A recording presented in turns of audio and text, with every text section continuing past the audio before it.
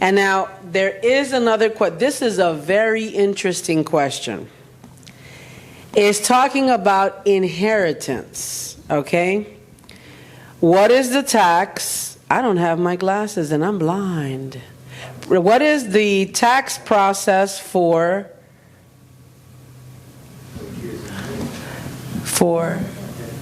passing land property to kids? It's over, isn't it? You can't read that. It's over. I turned 50 on Monday. It's over, isn't it? Why, thank you. No better way to celebrate a birthday than having a successful conference. Yes. Thank you, guys. You're all very special to me because you got to share this with me, you know?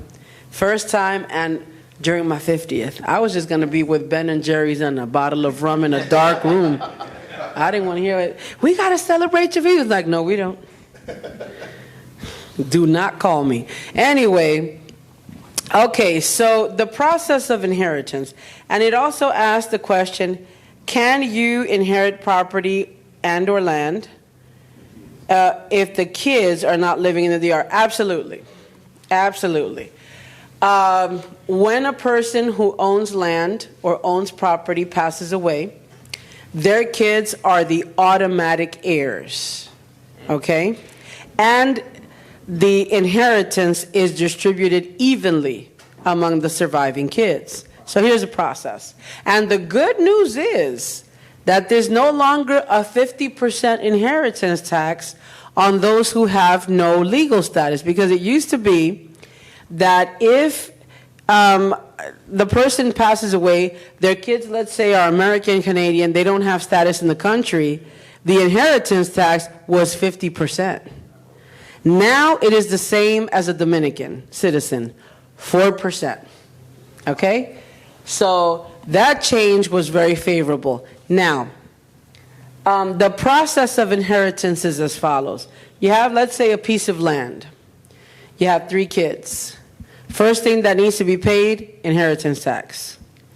Then paperwork has to be submitted to land court, showing, that what your relationship is to the deceased.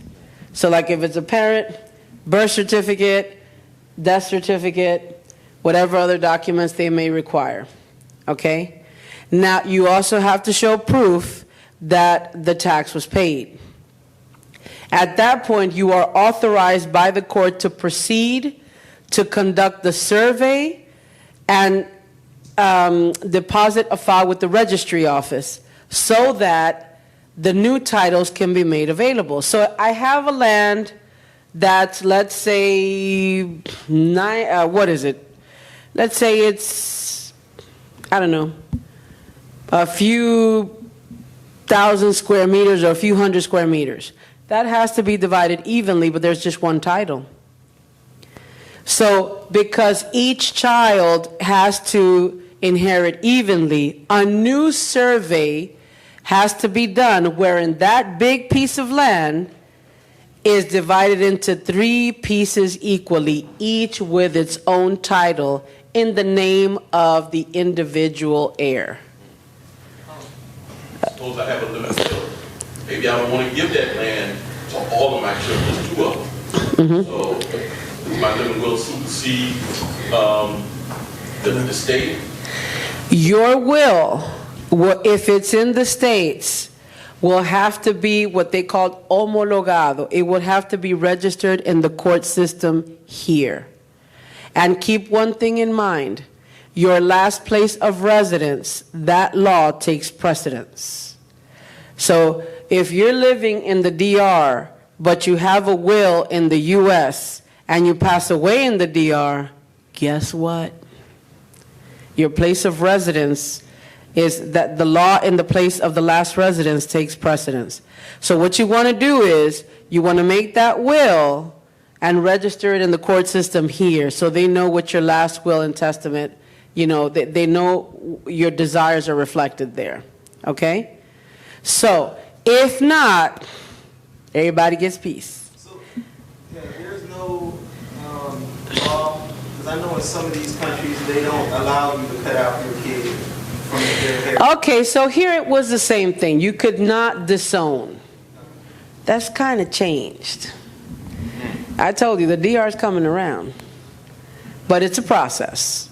It's a process. So it's something that you have to think about. All right? So, but then getting back to to how you inherit, how the inheritance process is. So once the tax is paid, the inheritance tax, which is 4%, now the court system will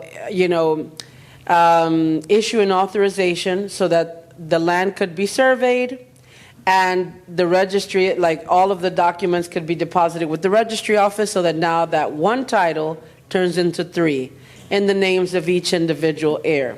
And they all get, equal, Is that same process, if it was a house, a single-family home on a piece of land, how would that be divided inheritance?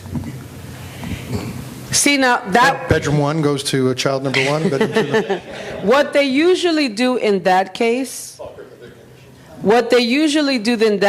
is that they'll sell the property if it's not something they want to keep, and they'll divvy up the proceeds evenly.